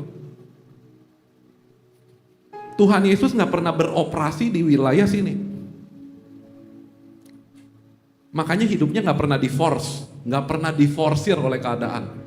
Mau keadaan hard copy apapun yang dunia tampilkan dalam hidup dia, tetap dia memilih maintain hubungan dia di atas. Respon dia selalu di atas. Taunya dari mana? Setiap hari Tuhan Yesus selalu mengambil waktu ketemu dengan Bapa di sorga. Setiap malam dia selalu ngambil saat teduh. Koneksi ini semua dia jaga. Makanya karena dia ada di wilayah power, ketika 5 roti 2 ikan dia naikkan dengan ucapan syukur, kuasa pembalikan keadaan pasti terjadi. Karena dia adanya di sini. Jadi apapun keadaan yang kita hadapi, Tuhan maunya kita berespon yang di atas. Iya dong. Ya. Slide selanjutnya. Ini. Keadaan mungkin nggak setiap orang mengalami keadaan yang baik. Gampang buat jadi orang yang gampang bersungut-sungut sama keadaan. Tapi yang Tuhan Yesus ajarkan apa? Mengucap syukur. Ini kan ngomong praktikal semua sebenarnya. Iya. Kebalikan dari sebelumnya apa keadaan yang kita hadapi ya. Gampang kok mau jadi orang yang malas, mau jadi orang yang kalah dengan keadaan. Tapi mau nggak kita berespon tepat seperti Tuhan Yesus? Tuhan loh dia nunjukin, dia aja mau lakukan saat teduh. Kita mau nggak? Slide selanjutnya. Dia ketemu dengan perempuan ini. Perempuan ini selama ini hidup dengan kebenaran diri dia sendiri berdasarkan apa penilaian dunia terhadap diri dia. Tapi ketika Tuhan Yesus ketemu dengan perempuan ini yang dia tawarkan apa? Kebenaran yang memerdekakan. Sehingga perempuan ini dimerdekakan. Jadi ketika kita bertemu dengan orang, bertemu dengan keadaan, ada otoritas. Ketika kita bertemu hard copy yang salah, kita punya kuasa untuk merubah hard copy ini dengan mengedit soft copy-nya. Tapi kita mesti ngerti firman Tuhan, mesti ngerti apa Roh Kudus maunya seperti apa. Itu yang akan mengajarkan kita. Slide selanjutnya. Ini yang paling ultimate yang Tuhan Yesus lakukan. Dia taat sampai akhir, kasih teladan buat kita. Sebenarnya yang dia lakukan ini semua teladan buat kita. Setiap kita upah dosa adalah maut. Bagian kita harusnya nggak ada, mati sebenarnya semuanya. Tapi dia milih taat sampai akhir, naik ke atas kayu salib itu. Karena apa? Karena kasih. Kalau dia mau ngikutin egonya dia, pride-nya dia sebagai Tuhan, di frekuensi bawah sini, di pride, bisa kok dia perintahin pasukan malaikat turun, bebasin dia, hancurkan semua orang-orang. Tapi dia memilih berespon apa? Taat. Walaupun hatinya dia takut, tapi dia milih taat. Seperti printer ini, ketika soft copy kirim kabel data, printer ini taat aja, disuruh printnya apa, dia print apa datanya. Ketika Bapak nyuruhnya apa, Roh Kudus kasih tahu ke dia apa, dia print aja. Dalam ketaatan sampai akhir. Tapi si setan, iblis dan dunia ini akan berusaha take over yang di sini. Yang di soft copy ini. Supaya hard copy kita selalu berantakan. Kalau hari ini teman-teman dengar tentang kebenaran ini, sekali lagi, ada otoritas yang Tuhan kasih buat setiap kita. Tapi tujuan dari setiap otoritas ini apa? Bear with me dikit lagi, slide berikutnya ini yang udah mau selesai. Tujuannya dari ini semua ini apa? Waktu Tuhan kasih kita otoritas, kuasa untuk mengendalikan, pembalikan keadaan, ini tujuannya apa? Sebenarnya tujuannya adalah, kita udah bahas ini di The Race of Faith sebenarnya. Sebenarnya. Yang kita pengen cuman dengar kok dari Tuhan kita, hai hambaku yang setia, bukannya pengakuan dari dunia. Buat apa? Slide selanjutnya. Amsal 3 ayat 6. Firman Tuhan bilang, akuilah dia dalam segala keadaan, maka ia akan meluruskan jalanmu. Mungkin setiap kita dalam proses Tuhan mau bawa terbang tinggi, kita menghadapi banyak badai. Ngapain sih kita capek-capek kalau ada Tuhan yang bisa membalikan keadaan buat kita? Biarkan dia memimpin. Tanya Tuhan. Tujuan dari kuasa pembalikan keadaan ini, Tuhan tuh mau bawa kita sebenarnya naik terus. Kita udah bahas ini di The Race of Faith, Victorious Life. Tuhan mau bawa dari keselamatan roh, justifikasi. Tuhan mau di keselamatan jiwa, sanctification. Tuhan mau nyampe di keselamatan tubuh, glorifikasi. Dan semakin Tuhan bawa naik, kuasa yang kita punya pasti makin gede. Tapi Tuhan bilang, jangan berbahagia kalau roh-roh itu takut daripadamu. Roh apa? Roh ketakutan, roh kemiskinan, roh sakit penyakit. Nggak usah kamu bangga karena itu. Berbahagialah karena namamu terdaftar di surga. Kamu menyelesaikan pertandingan kamu dengan glorious finish strong benar-benar sama Tuhan. Jadi tujuan Tuhan kasih kuasa pembalikan keadaan bukannya sebenarnya untuk kita sok-sokan, sok sakti di mana-mana. Wah, saya hebat loh, saya punya kuasa, saya punya otoritas. Bukan. Tuhan mau bawa kita sampai akhir. Dan Tuhan mau hari-hari ini ladang udah menguning, siap dituai. Firman Tuhan katakan, ketika ladang ini udah menguning siap dituai, aku mau lihat, ada nggak anak-anakku yang lagi mengerjakan bagiannya? Waktu Tuhan kasih kita kuasa,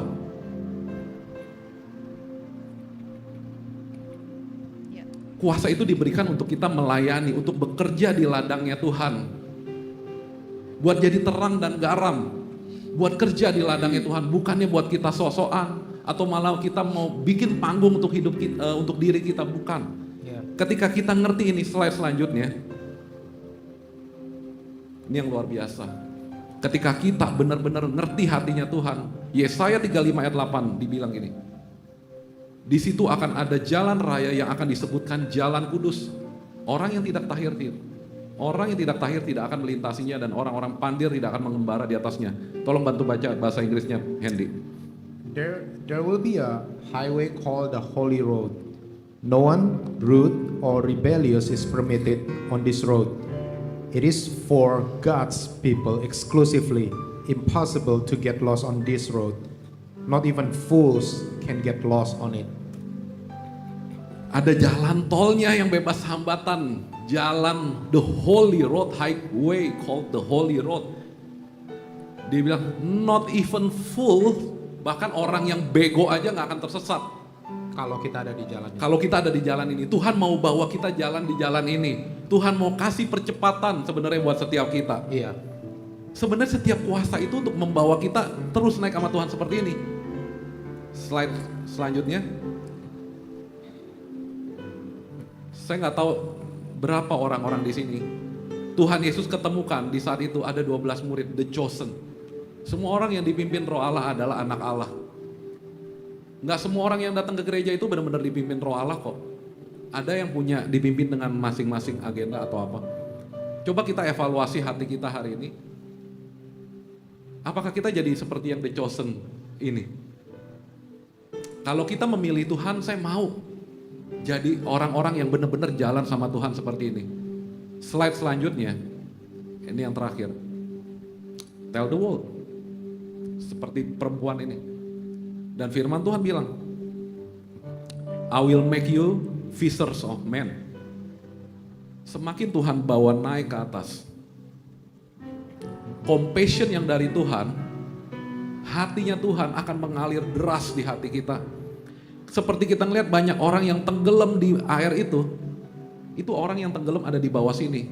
Yang gak sadar mereka hidup cuma mengejar dunia, padahal firman Tuhan katakan dunia dengan segala keinginannya, ujungnya adalah kebinasaan. Kita di bawah mata Tuhan itu seperti kita yang ada di perahu, dibawa naik sama Dia. Mau gak kita punya compassion, bukan cuma begini loh, dengan kuasa yang Tuhan kasih, bukan bilang, akhirnya saya udah selamat, saya aman, saya ada di kapal sendirian. Punya compassion. Lihat, ada orang-orang yang tenggelam di situ. Orang itu ngomong siapa? Mungkin teman baik kita, mungkin orang tua kita, mungkin teman kantor kita, biarkan compassion yang dari Tuhan itu mengalir deras dalam hidup kita, Tuhan bilang, aku akan menjadikan setiap kamu penjala jiwa. Karena untuk itulah kuasa otoritas diberikan. Bukan untuk membuat kita jadi sok hebat sendiri, bukan. Kira-kira apa yang mau disampaikan untuk hari ini tentang otoritas sampai sini dulu. Tapi ini sebenarnya belum selesai. Masih berkelanjutan nanti di 2 minggu ke depan. Iya. Karena sebenarnya saya juga banyak pertanyaan. Iya. Cuma waktu kan terbatas. Iya. Nah, sebelum mungkin saya akan nanya begini sih sekarang. Ya. Sebelum nanti Willy mungkin akan kasih summary ya tentang apa yang kita bicarakan hari ini tentang otoritas. Ada, kan saya tadi bilang ada beberapa pertanyaan. Ini cuman 1 atau 2 pertanyaan yang mungkin kita bisa, ada waktu 10 menit kita bisa bahas sebentar. Apakah otoritas dan kuasa itu beda? Mungkin saya mau, sebelum ke Willy ya, saya mau tanya Herlina dulu nih. Apakah kuasa dan otoritas itu sama atau beda? Kalau dibilang sama, apa penjelasannya ketika Tuhan bilang, yang Tuhan Yesus bilang, engkau menyembuhkan orang sakit, mengusir setan segala macam, lalu Tuhan bilang, aku tidak mengenal engkau. Ya, senyambungnya saya sih kalau ngomongin kuasa dan otoritas itu bedanya apa? Saya sebagai anak Tuhan, saya bicara ke saya sendiri deh ya, supaya lebih gampang. Saya sebagai anak Tuhan yang udah percaya sama Tuhan, yang udah dipindahkan Tuhan dari gelap ke terang yang ajaib itu, ketika saya terima Tuhan Yesus, saya menerima juga Roh Kudus, Roh Allah yang hidup itu ada di dalam saya, itu satu paket gitu loh. Jadi kuasa yang saya dapat itu kuasanya Roh Kudus. Yang punya kuasa kan Tuhan kan, Roh Kudus bukan saya kan. Jadi yang punya kuasa itu Roh Kudus itu ada tinggal di dalam saya. Jadi ketika saya mempraktekkan kuasa saya sebagai anak Tuhan itu sebetulnya saya sedang mempraktekkan kuasa Roh Kudus yang ada di dalam saya. Ya, otoritas itu tadi Willy udah ada di slide awal-awal tuh, otoritas itu bicara tentang hak ya, hak untuk memakai kuasa tersebut. Dari mana, Herlina kamu dari mana bisa punya otoritas untuk ngusir setan atau apa? Ya karena itu hak saya sebagai anak Tuhan. Roh Allah yang punya kuasa itu, Roh Kudus itu udah tinggal di dalam saya. Jadi saya udah jadi anaknya Tuhan, status saya udah di-adopt, udah diambil Tuhan masuk ke keluarganya. Jadi saya punya hak untuk mengexercise, mengeluarkan power itu loh, kuasa itu yang dari Roh Kudus itu. Kalau saya sih nyambunginnya gitu. Oke, Willy? Tapi seperti kita tahu, kuasa yang ini, ada firman Tuhan lagi yang bilang, kalau kamu di dalam aku dan aku di dalam kamu. Ya. Jadi syarat untuk memakai kuasa ini, kita harus sejalan dengan apa kata Tuhan. Iya benar. Karena pemakaian otoritas, tanpa benar-benar kita connected sama Tuhan, itu akan menjadi seperti anak kecil yang pegang pistol. Ya, salah kaprah jadinya ya. Kapan kita bisa mau pakai senjata ini? Kuasa yang Makanya kenapa tadi dibilang harus orang yang sudah akil balik. Ya, yang udah akil balik lagi ya. Kalau enggak, ini akan membuat kita jadi petantang petenteng. Yap, benar. Dan menyalahgunakan setiap otoritas yang Tuhan kasih. Seperti kasusnya Saul yang tadi saya ada mention lah ya. Kita bahas ini sebenarnya kemarin di Blessing and Curse sih sebenarnya. Akhirnya membuat tanpa pengetahuan tanpa hubungan dengan Tuhan, semua akhirnya malah menjebak kita bukan hidup dalam blessing, akhirnya kenanya di curse kalau salah.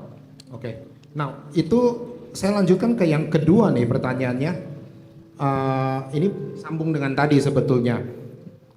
Apa yang menghalangi kita untuk kita exercise otoritas itu? Apa yang menghalangi kita untuk kita tuh istilahnya apa yang otoritas yang, istilahnya kayak kita, contoh ya, kita mendoakan orang sakit nggak sembuh, atau diri sendiri lah, atau kayak gimana. Nah, atau even worse, apakah otoritas yang sudah kita dikasih oleh Tuhan, apa itu bisa ditarik kembali? Sebenarnya kalau Tuhan sudah memberi, Tuhan nggak pernah mengambil. Makanya kenapa malaikat jatuh itu masih punya kuasa juga. Cuman memang otoritasnya yang bisa, hak untuk makainya itu yang diambil tapi sebenarnya. Tadi dibilang sebenarnya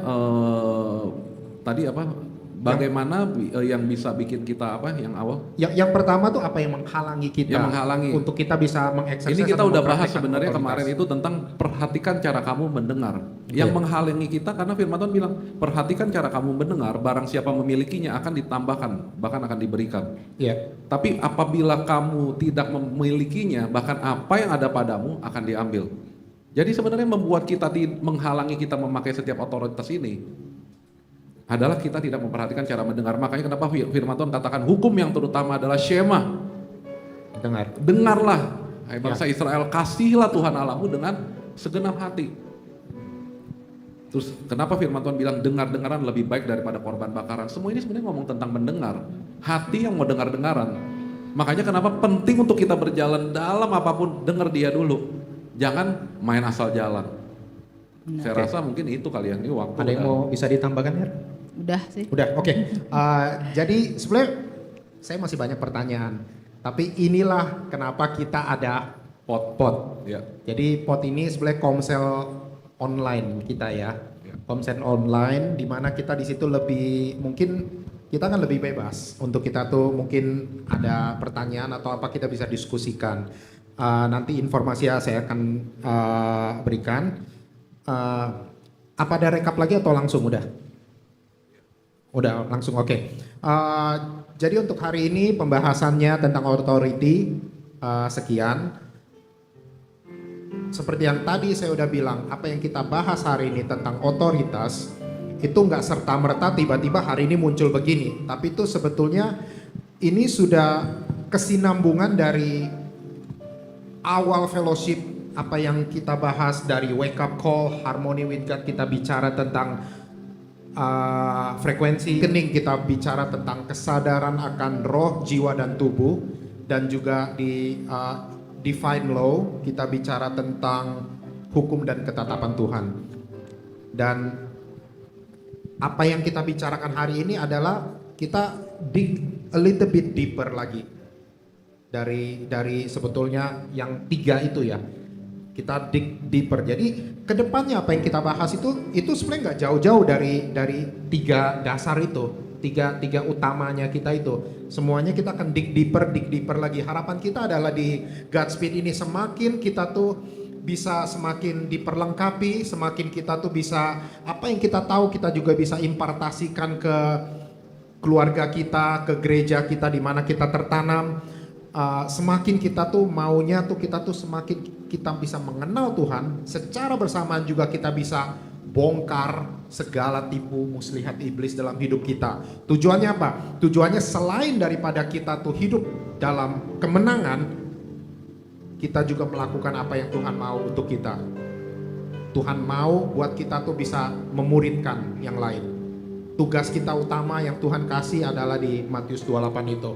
Jadi jadikan semua bangsa muridku, itu tugas utama kita. Nah itu untuk selanjutnya juga saya mau invite teman-teman juga, mungkin boleh di apa namanya, ditampilkan video pot, apa ada video tentang pot? Oke, jadi intinya setiap Sabtu per 2 minggu ya. Per 2 minggu, nanti kita akan kabarkan lagi. Jadi Sabtu, bukan Sabtu ini, Sabtu minggu depannya lagi kita akan komsel pot. Pot itu apa? Pot itu singkatan dari Planted, Outreaching, and Discipleship. Jadi itu di sana technically itu komsel online. Saya mau undang teman-teman untuk bisa hadir di sana. Sebetulnya yang pertama perdana kita tuh mulai ke introduction lagi di wake up call ya. Dan nextnya itu kita akan bicara masuk ke roh, jiwa dan tubuh, benar gak? Ya kan? Di situ jadi tempat bisa berdiskusi juga. Nah di situ kita nanti akan ada breakout roomnya, kita bisa diskusi. Pertanyaan segala macam yang teman-teman ada kita bisa diskusikan. Kita nggak menjamin ada pertanyaan, tapi kita punya banyak teman-teman yang lain, kita bisa share apa yang kita ketahui. Jadi saya mau invite teman-teman untuk bisa hadir nanti, dan invite teman-teman yang lain juga. Saya juga mau terus invite teman-teman untuk follow Instagram kita, bukan demi like atau apapun, bukan itu. Tapi intinya jika teman-teman merasa terberkati oleh Instagram atau YouTube kita, YouTube Godspeed Movement, biarlah firman ini benar-benar bisa memberkati lebih banyak orang lagi. Di YouTube-nya Godspeed, itu semua fellowship kita dari awal sampai hari ini kan live streaming itu semua ada. Jadi mungkin ada teman-teman yang ada yang kurang mengerti tentang frekuensi, energi dan lain-lain, mungkin bisa dicek di sana. Jadi untuk hari ini itu saja. Saya mau undang Well untuk kita tutup sebelum kita berpisah. Yuk kita bangkit berdiri semua. Ya, kita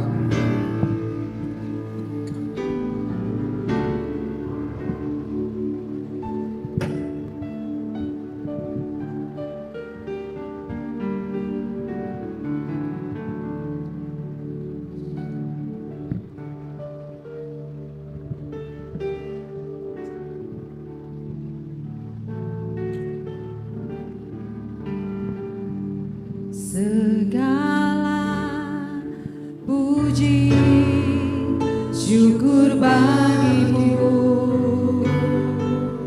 ku tinggikan namamu selalu, kemuliaan hanya bagimu,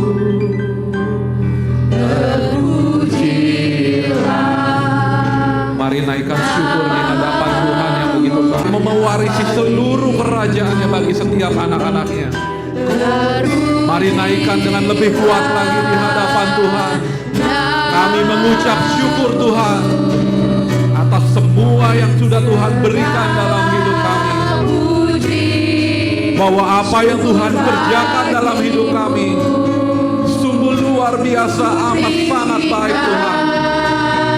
Terima kasih untuk setiap mutiara berharga yang Tuhan percayakan dalam hidup kami. Kami mau menjadi anak-anak Tuhan yang mau menyimpan setiap benih ini dan tidak menyia-nyiakannya. Mari naikkan sekali lagi di hadapan Tuhan untuk segala puji syukur. Puji syukur Tuhan. Mau dapati di tempat ini hati yang benar-benar menyembah Tuhan, hati yang memutuskan, ya Tuhan, saya dengar suaramu dan saya memutuskan ikut Tuhan lebih sungguh lagi. Saya memutuskan wake up saat ini Tuhan.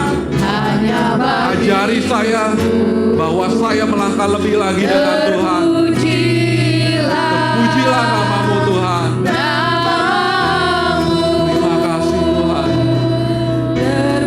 Terpujilah namamu Tuhan.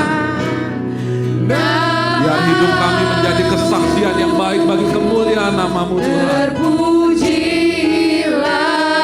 kasih Tuhan.